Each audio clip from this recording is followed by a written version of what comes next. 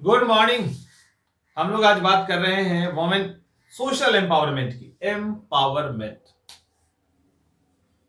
का मतलब क्या होता है? सोशल मतलब तो सामाजिक हुआ। एम्पावरमेंट मतलब होता है सशक्तिकरण।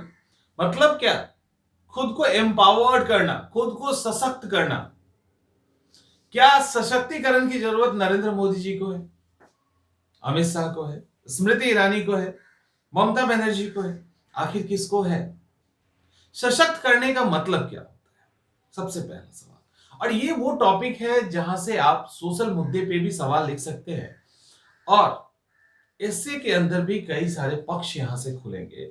आप एक मजबूत कंटेंट या तो वो पूरा का पूरा इसमें भी आ सकता है, या यहां से आप अच्छा खासा कंटेंट किसी भी तरह के एस्से में डाल सकते हैं, किसी भी तरह के एस्से में डाल सकते हैं।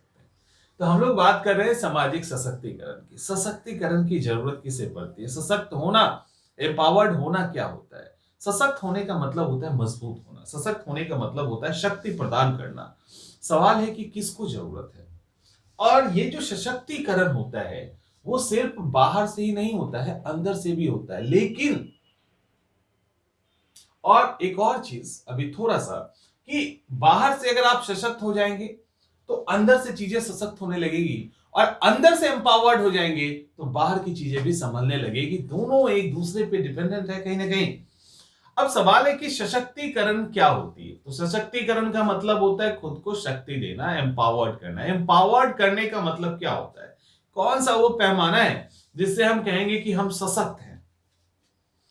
एक छोटा सा एग्जांपल, आप नौकरी करते हैं, आपके पॉकेट में पैसा आता है, 25-50 हजार रुपए आ गए, गर्मी फूक दिया अंदर से, पैसे आ रहे, पैसे कमा रहे। बिफोर जब आप बेरोजगार होते हैं, अनएम्प्लॉयड होते हैं, उस समय आपकी स्थिति आपके घर में, और जब आप नौकरी करने लगते हैं अच्छी खासी, उस समय उस स्थिति आपके घर में थोड़ी सी अलग हो जाती है। जैसे ही आप नौकरी करने लगते हैं, पॉकेट में पैसा होने लगता है, अब आप डिसीजन लेने लगते हैं कि नहीं, हमें इस घर में नहीं रहना, हमें अच्छे घर में रहना है। नहीं, हमें कार खरीदनी है। पहले आप नहीं कहोगे कार खरीदनी है, बाइक खरीदनी, पहले कहेंगे पापा खरीद सकते हैं क्या? समझ में आ रहा है? एक एग्जाम्पल के तौर पे हम समझा रहे हैं आपको। तो लेकिन जब पैसा हो जाएगा ना, पापा ये बाइक लेने जा रहे हैं, आप क्या करो, ये बाइक लेने जा रहे हैं। कहने का मतलब ये होता है कि क्या आप डिसीजन लेने की स्थिति में हैं? क्या आप जो डिसीजन लिया है उसको करने की स्थिति में हैं? क्या उसके लिए आप किसी पे डिपेंडेंट हैं? अब यहां पे इसका मतलब ये कतई नहीं है कि एक फैमिली है, उसके अंदर हस्बैंड वाइफ हैं। अब वाइफ मान लो कि हस्बैंड से कुछ पूछ लेती है कि आज खाने में क्या बनेगा, या कल कहीं चलना है, तो इसका ये मतलब नहीं कि वो एम्पावर्ड नहीं है। सबको इससे मत जोड़ दीजिएगा। सबको सेल्फ रिस्पेक्ट से आजकल जोड़ देने की हमारी आदत हो गई है, तो सबको इससे नहीं जोड़ना है। वो उनका म्यूचुअल अंडरस्टैंडिंग है, लेकिन कुछ कंडीशन वहां भी है, उसको भी समझिए। मान लो कि, और ये सारी चीजें किस पे लागू हो रही है? ये सारी चीजें अच्छी बातों पे लागू हो रही है, जो लीगल भी है, जेन्यून भी है, उस समय किया जा सकता है। ये नहीं कि कुछ भी गोली चलाने का हमारे पे, किसी को मर्डर करने का हमारे पास राइट है कि नहीं, ऐसा नहीं। अच्छी बातों पे वो लागू हो रही है। तो अब सवाल उठता है कि अगर कोई महिला है, हस्बैंड वाइफ है, अब कोई गेस्ट आने वाला है जो दोनों का करीबी है, अब उनको कॉल किया, बोले, उनको महिला से पूछा कि क्या हम आ सकते हैं आपके यहाँ? अगर वो कहे कि नहीं नहीं, हम पहले पूछ लेते हैं अपने हस्बैंड से, तब बोलेंगे आने के लिए या नहीं आने के लिए। या मान लो उनकी महिला, उनकी जो वाइफ है, उनके उस दोस्त ने कॉल किया कि आओ ना मिलते हैं, बहुत दिन हो गया, और उनके पास खाली समय भी है, समय भी खाली है, और तब भी वो कहे नहीं नहीं नहीं, हम एक बार पूछ लेते हैं तब आते हैं। तो ये पूछना जो है वो अलग है। समझ में आ रहा है? एक होता है बताना, एक होता है पूछना, एक होता है एकदम से आज्ञा लेकर जाना। अंतर होता है, इसके बीच में थोड़ा थोड़ा अंतर है। तो वो अगर आज्ञा के मोड में हो गया कि हम बिना पूछे कुछ कर ही नहीं सकते हैं टाइप की चीजें, हमें डांट पड़ेगी, मार पड़ेगी जैसी चीजें, बात सुनना होगा, तो एम्पावरमेंट की कमी है कहीं ना कहीं। ठीक है, तब एम्पावरमेंट की वो कमी है। होता क्या है कि खुद के सेंस में डिसीजन लेने की एक क्षमता और उसको करने की क्षमता जो है, उस अगर किसी में है तो वो एम्पावर्ड है। जैसे अभी मैं जाऊंगा और मुझे लगता है कि कोई मोबाइल हम खरीद ले तो हम एम्पावर्ड है, हम खरीद सकते हैं, कोई इशू नहीं है। हम अभी जाना चाहे कहीं पे भी बाहर तो हम जा सकते हैं, एम्पावर्ड है। हम नहीं जाएं ये सोच के कि किसी की तबीयत खराब है, ये है, तो उसमें इसका कुछ नुकसान नहीं हो रहा है एम्पावरमेंट का। चलो हमने हमने अपने हिसाब से सोचा कि हमें ये नहीं करना है। बहुत सारे एग्जाम्पल्स में हम लोग आएंगे, अभी आगे समझते चले जाएंगे आप। एम्पावरमेंट की जरूरत किसको होती है? एम्पावरमेंट की जरूरत खास करके कुछ क्लास के लोगों की को होती है, लाइक एससी, एसटी, ओबीसी, महिलाएं, ऑर्फन, अनाथ बच्चे। ठीक है, इस तरह की कई ऐसी कैटेगरी है जिनको कहीं ना कहीं कुछ सपोर्ट की जरूरत होती है। ये कहीं ना कहीं समाज के अंदर अलग अलग क्राइटेरिया पे बहुत अधिकांश जो इसके अंदर आते हैं वो पिछड़े हुए आपको मिलेंगे। तो उसके कारण क्या होता है, उनको एम्पावर्ड करने की जरूरत होती है। एम्पावर्ड अगर उनको नहीं किया जाएगा, पीछे से सपोर्ट लगा के, रिजर्वेशन देके, अलग अलग तरह की सरकार के द्वारा पॉलिसी के अंदर उनको इन्वॉल्व करके, तब तक वो एम्पावर्ड नहीं हो पाएंगे। समझ में आ रहा है? अब एम्पावर्ड किसी को करना है या समाज को एम्पावर्ड करना है तो सबसे पहले political, social, economical, cultural, religious and others भी आप डाल सकते हैं। इन सब तरीके के अंदर चीजों को बदलना पड़ेगा, चीजों में सुधार लानी पड़ेगी। और ये जब चीजें सुधरेगी तो अंदर से वो एम्पावर्ड आएगा, आत्मविश्वास आएगा, कॉन्फिडेंस आएगा, सेल्फ रिस्पेक्ट आएगा, आत्मसम्मान की भावना आएगी। तो आजकल तो सेल्फ रिस्पेक्ट के साथ सब खेलते हैं, सबका सेल्फ रिस्पेक्ट ही टूट जाता है। पिताजी ने 2 थप्पड़ मारा नहीं कि सेल्फ रिस्पेक्ट खत्म। अरे सेल्फ रिस्पेक्ट एक अलग चीज है, पिताजी की डांट एक अलग चीज है, उसको सेल्फ रिस्पेक्ट से मत जोड़ो ना। 75 गलतियां दिन भर में करते हो, कुछ बात कह दिया, पड़े हो साढ़ की तरह, कुछ कह दिया कि पैसे 2 रुपए कमा लो, तो तुरंत सेल्फ रिस्पेक्ट ही टूट जाता है। ये सेल्फ रिस्पेक्ट नहीं होता है। ऐसा नहीं है हस्बैंड वाइफ में लड़ाई हो गई तो सेल्फ रिस्पेक्ट चला गया, भाई बहन में लड़ाई हो गई तो सेल्फ रिस्पेक्ट चला गया, गार्जियन और बच्चों में लड़ाई हो गई या डांट दिया उन्होंने, मार दिया उन्होंने, सेल्फ रिस्पेक्ट चला गया। ये सेल्फ रिस्पेक्ट थोड़ी ना है, ये तो आपका ईगो है जो टूट रहा है। समझ में आ रहा है? ये सेल्फ रिस्पेक्ट नहीं है, ये ईगो है जो टूट रहा है। सेल्फ रिस्पेक्ट बहुत डेप्थ चीज होती है, इतने हल्के में लेने की चीज नहीं होती है सेल्फ रिस्पेक्ट।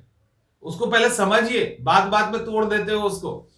तो ये सारी चीजें क्या होता है, एम्पावर्ड जब करता है तो अंदर से होता है। और कुछ के अंदर आप देखोगे उनके अंदर कॉन्फिडेंस इस लेवल का होता है, उनको बाहर का एम्पावरमेंट की जरूरत नहीं होती है। वो अंदर से इतने कॉन्फिडेंस में होते हैं कि वो खुद को मजबूत कर लेते हैं, मजबूत करते हैं तो ये चीजें भी बदलने लगती है।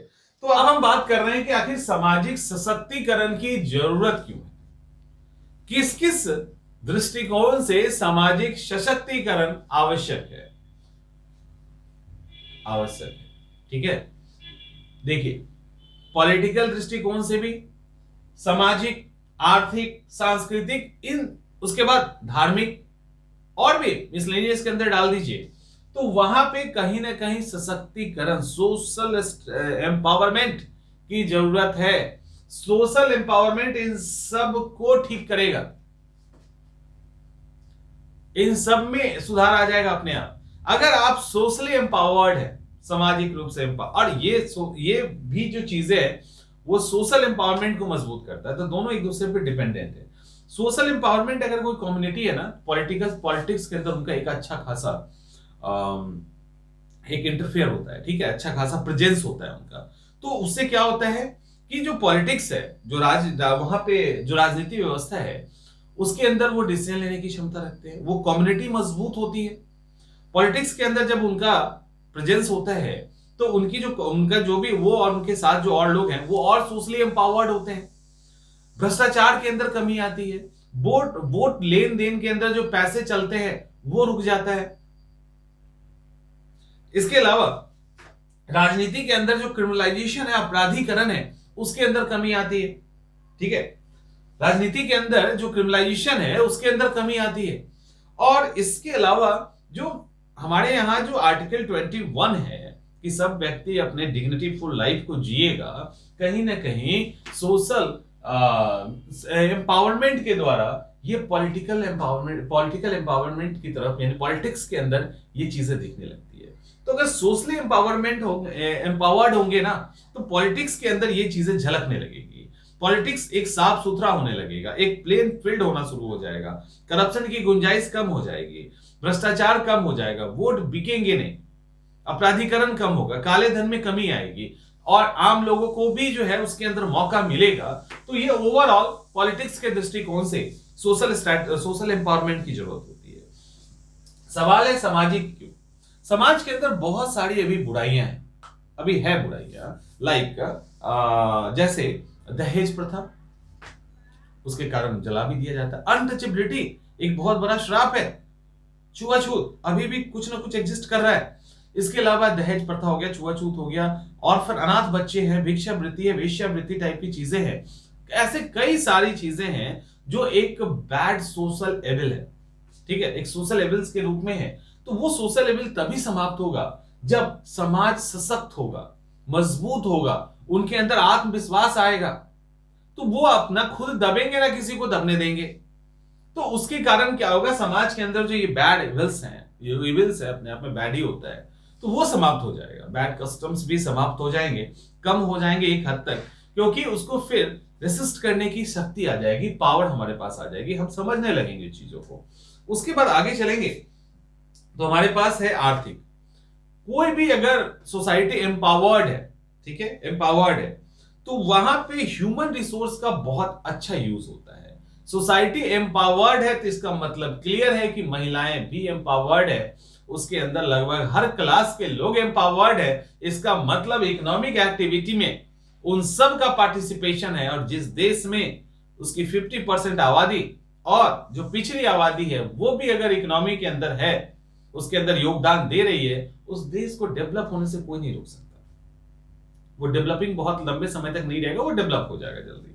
तो आर्थिक दृष्टिकोण से भी इसकी जरूरत है, और ओवरऑल ये क्या करता है, हमारे देश की इकोनॉमी के बढ़ाने में मदद करता है। तो आप सोचिए कि इसका कितना बड़ा रोल है। कल्चरल की बात करते हैं तो हमारे यहाँ खास करके मल्टी कल्चरलिज्म की कॉन्सेप्ट है। भारत एक बहुसंस्कृतिवादी देश है। अब मल्टी कल्चर तभी एग्जिस्ट करेगा जब हर कल्चर के अंदर जो लोग हैं वो मजबूत होंगे, क्योंकि एक कल्चर दूसरे कल्चर पे हावी तभी होती है जब पहले कल्चर वाले लोगों को कॉन्फिडेंस नहीं होता अपने कल्चर पे एक गर्व नहीं होता, तो वैसी स्थिति में उनका कल्चर जो है हिलता है, अदरवाइज नहीं। समझ में आ रहा है? वैसी स्थिति में उनका कल्चर हिलता है, मन कल्चर पे उनको डाउट होने लगता है। वैसी स्थिति में वो अपने कल्चर को बचाने के लिए कभी कभी एग्रेसिव हो जाते हैं। तो ये सारी चीजें यहाँ पे है। उसी तरह से रिलीजियस हो सकता है, अलग अलग एस्पेक्ट में आप उसको देख सकते हैं। अब सवाल यहां उठता है कि आखिर इसके अंदर प्रॉब्लम्स कैसे, सोशल एम्पावरमेंट के लिए जो बैरियर का काम करता है वो कौन करता है? तो बैरियर का काम भी ना एक सिंपल सा है, समझिए इसको, साधारण सा है। बड़ा ही मेंस के अंदर आपको अगर आंसर लिखना है तो बहुत आसान हो जाता है मेंस का आंसर लिखना। देखिए मेंस के आंसर में कई सारे पक्ष होते हैं, जिसमें एक तरफ हो सकता है उस सवाल का फीचर पूछा जाता हो, मेरिट पूछा जाता हो, डिमेरिट पूछा जाता हो, उपाय पूछा जाता हो। अमूमन यही किसी के पेरीफेरी में सवाल बनता है, कुछ सवाल अलग होते हैं, नहीं तो 95% के आसपास सवाल फीचर पे, मेरिट पे, डिमेरिट पे, उसके रिमेडीज पे, यानी उसका क्या सॉल्यूशन है पे होता है। अब कमाल की बात यह है ना कि यदि आपको मेरिट पता है तो आप उसके फीचर को निकाल लेंगे, डिमेरिट निकाल लेंगे और उसका भी सॉल्यूशन निकल जाएगा। आपको अगर डिमेरिट पता है तो आपका मेरिट निकल जाएगा, फीचर निकल जाएगा, सॉल्यूशन निकल जाएगा। आपको अगर सॉल्यूशन ही पता है तो आप उससे मेरिट डिमेरिट निकाल सकते हैं और फीचर निकाल सकते हैं। और आपको अगर सिर्फ फीचर पता है, विशेषताएं पता है, तो आप मेरिट डिमेरिट और आराम से जो उसके रिमेडीज है वो आप निकाल सकते हो। तो मेंस का आंसर बहुत इजी हो जाता है इस मामले में कि आपको थोड़ा पता होना चाहिए। एक पक्ष पे भी आपकी पकड़ है ना, तो बाकी तो वहीं से डिराइव कर लोगे, करने आना चाहिए बस। तो वो धीरे धीरे प्रैक्टिस कीजिएगा तो आ जाएगा। हम लोग बात कर रहे हैं सोशल एम्पावरमेंट के अंदर कौन कौन से बैरियर्स हैं। पॉलिटिकल बैरियर क्या कहता है? सबसे पहले तो पॉलिटिकल बैरियर कहता है, यानी जो राजनीतिक कारण है वो कहता है कि सोशल एम्पावरमेंट के अंदर क्यों राजनीतिक राजनीतिक कारण क्यों आता है? क्योंकि कहीं ना कहीं पॉलिटिकल एजुकेशन नहीं होने से या एजुकेशन की कमी होने से हम पॉलिटिकल पावर जो हमारे पास दिया गया है, जैसे गांव के अंदर ग्राम सभा को पावर नहीं है ज्यादा, अब ग्राम सभा को बहुत पावर है, सॉरी, लेकिन उनको पता ही नहीं उनको पावर क्या है। समझ में आ रहा है? उनको पता ही नहीं उनका पावर क्या है। तो होता क्या है कि पॉलिटिकली कहीं ना कहीं अवेयरनेस की, नॉलेज की कमी होती है, हम अलग हो जाते हैं और एक खास क्लास का उसके ऊपर, खास जो लोग हैं या खास परिवार है उसका उनके ऊपर एक प्रभाव आ जाता है। तो इसके कारण क्या होता है? इसके कारण यह होता है, एम्पावरमेंट के कारण, एम्पावरमेंट के कारण क्या होता है कि जो आम लोग हैं ना वो उससे अलग थलग रहना ज्यादा पसंद करते हैं। समझिए, वो अलग थलग रहना ज्यादा पसंद करते हैं। तो कई बार ऐसा होता है कि वो इन्वॉल्व ही नहीं होते। तो एक ये समस्या हो गई, तो उसके कारण पॉलिटिकली एम्पावर्ड नहीं हो पाते हैं। सोशल की अगर हम बात करें तो समाज के अंदर तो कई सारी चीजें, छुआछूत है, कई सारे ऐसे कस्टम हैं, अंधविश्वास है और कई सारे ऐसी बाध्यताएं हैं जिसके कारण मतलब बहुत दिक्कत है। जैसे आप एक प्रैक्टिकल एग्जांपल है कि अगर गांव के अंदर सो कॉल्ड, मैं सो कॉल्ड इसलिए कह रहा हूं कि वही स्थिति ही है उसकी, उससे ज्यादा तो रियली में एग्जिस्ट करता नहीं है। तो सो कॉल्ड जिसको बहुत ज्यादा लोअर क्लास कहते हो या लोअर कास्ट कहते हैं आप, वो अगर खाने पीने का होटल अपने गांव में खोलना चाहे, टाउन में तो खोलेगा भी और सब खाएगा भी, गांव के अंदर खोलना चाहे तो उसके लिए आज मुश्किल टाइम है। अभी के लिए बहुत सारे पूजा पाठ के टाइम में अंदर नहीं जाना होता, ऐसे कई सारे सर्कमस्टांसेस बनते हैं, कई सारी स्थितियां बनती है। तो ये क्या है? ये कहीं ना कहीं उनको एम्पावर्ड करने में बैरियर का काम कर रहा है ना, उनके पीढ़ी दर पीढ़ी दिमाग के अंदर डाल रहा है कि हम क्या हैं, हम अछूत टाइप की चीज हैं, हम समाज के अंदर निम्न कैटेगरी के अंदर के लोग हैं। तो ये कहीं ना कहीं उनको अंदर से आत्मविश्वास और उनके सशक्तिकरण में बाधा बनता है। इसके बाद आर्थिक की बात करें तो आर्थिक तो बड़ा ही आसान है, पॉकेट में पैसा ही नहीं रहेगा तो गर्मी किस बात की। ठीक है, एम्पावरमेंट का मैंने अभी क्या है कि एसआई का ट्रेनिंग चल रहा है ना, एसआई का ट्रेनिंग चल रहा है राजगीर में, बिहार पुलिस एकेडमी में। अक्सर हम फोटो आते रहते हैं इधर उधर से, ठीक है, सोशल मीडिया पे बहुत सारे लोग एक्टिव हैं। अब अपने चैनल पे भी है, नौकरी होने के पहले, बीपीएससी के सिलेक्शन होने के पहले का सेम कैंडिडेट का इंटरव्यू और बीपीएससी एग्जाम के बाद सेम कैंडिडेट का इंटरव्यू में देखिए ह्यूज अंतर है, एक बड़ा अंतर है। तो एक दो वीडियो तो उस तरह का है, बाकी मैं अपलोड नहीं है तो मैंने देखा है। तो एकदम से आज नौकरी लगा, उसी समय जो आपके अंदर कॉन्फिडेंस आएगा ना, वो इंपावर्ड हो गए, आपको समझ में आ गया कि एक बढ़िया पोस्ट मिल गया, पॉकेट में पैसे आ गए, आप इंपावर्ड हो गए, वो एक झट से हो जाता है। उसके बाद कोई मुंह लगा के देखे, समाज भी समझ जाएगा कि आप एम्पावर्ड हो गए और आप तो समझ ही जाएंगे। अभी जो एसआई की ट्रेनिंग कर रहे हैं, एक पर एक कोटेशन डालते हैं, कुछ कोटेशन उनके बियॉन्ड पोस्ट है, मतलब जिस पोस्ट पे उसके बियॉन्ड पावर की बात होती है, लेकिन कॉन्फिडेंस देखिए ना लबालब है। वो जो चेहरे की लाली है ना, वहां पे दौड़ भाग करने के बाद भी वो जो वर्दी की गर्मी है और पॉकेट के पैसे की जो आग है, वो इस लेवल पे उनको अंदर से जला रहा है, तपा रहा है, जिसको कहते हैं कि एकदम लबालब है कॉन्फिडेंस से। यानी उनका जो एम्पावरमेंट है, अब आ जाओ बात करो उनसे, बताता है वो। तो वो क्या है? आर्थिक रूप से, तो इकोनॉमिकली जैसे ही साउंड होंगे ना, क्योंकि कभी भी गरीब आदमी, कभी भी कोई गरीब आदमी एम्पावर्ड नहीं हो सकता, कभी नहीं हो सकता। गरीब कोई भी है ना, मान लो कि अगर आप नौकरी के पहले आप बेरोजगार हैं, आप, अधिकांश की स्थिति यही होती है, पैसे मांग के खाते हैं हम लोग, घर से लेते हैं, वहां पे आपको 50,000 की पेंटिंग दिखाए, आपको उसके अंदर कोई खूबसूरती नजर नहीं आएगी, और वो 50,000 वाला बोले 1,000 रुपया हम आपको दे देंगे, अगर 100 रुपये में भी हम डालें 1,000 रुपये इसको देंगे, नहीं आएगी वो खूबसूरती, आपको नहीं दिखेगी उसके अंदर। लेकिन जैसे ही नौकरी हो जाएगा ना, अच्छा खासा मान लो 1-1.5 लाख का पैकेज आ गया, तो फिर जब आप देखने जाओगे तो उसी के अंदर हर जो छींटा पड़ा है पेंट का, वो अलग बात कह रही होगी और आप उसको देख रहे होंगे, नहीं भी समझ में आएगा तब भी हाँ बहुत बढ़िया है। अब 50,000 का पेंटिंग अगर 10,000 में देगा तो आप लेके आ जाएंगे, दिखाने के लिए ही सही, बट ले आएंगे। समझ में आ रहा है? आखिर इटली में रहने से ही क्यों आया? इटली में ही क्यों आया? इटली में इसलिए आया कि इटली के लोग संपन्न हो चुके थे, व्यापार के थ्रू वो उस समय का एक तरह से सबसे डेवलप्ड इलाका था इस वर्ल्ड का। तो जब क्या होता है ना, जब आप पैसे से फिनेंशियली सोशली जब स्टेबल हो जाते हैं, तब उसके ऊपर की बात करते हैं। उसके पहले आप क्या करते हैं, अपने फिजिकल हैप्पीनेस की बात करते हो। जब तक आपके पास पैसा वैसा नहीं है ना, तब तक आप कहोगे मोमो खा लेते, चिकन खा लेते, अच्छे कपड़े पहन लेते टाइप की बात करेंगे, समझ रहे हैं। तो वो क्या होता है, फिजिकल हैप्पीनेस की बात होती है। और जैसे ही आप फिजिकल हैप्पीनेस या फिजिकल जो नीड है वो पूरा आपका हो गया, आप खूब बढ़िया घर में रह रहे हो, कार है, ये है, वो है, अब आपको मेंटल हैप्पीनेस चाहिए। मेंटल हैप्पीनेस फिजिकल हैप्पीनेस के बाद आता है। और किसी भी अब आपको क्या चाहिए, पेंटिंग चाहिए, आप कविता सुनेंगे, आप थिएटर में जाएंगे, उसके पहले कहां। तो कोई भी क्रांति यहां से होती है, यहां से। और इसीलिए लीडर्स लीड करता है, सब नहीं कर पाते। और अगर क्रांति आपको नहीं करवानी है तो अपने देश के लोगों को भूखे छोड़ दो।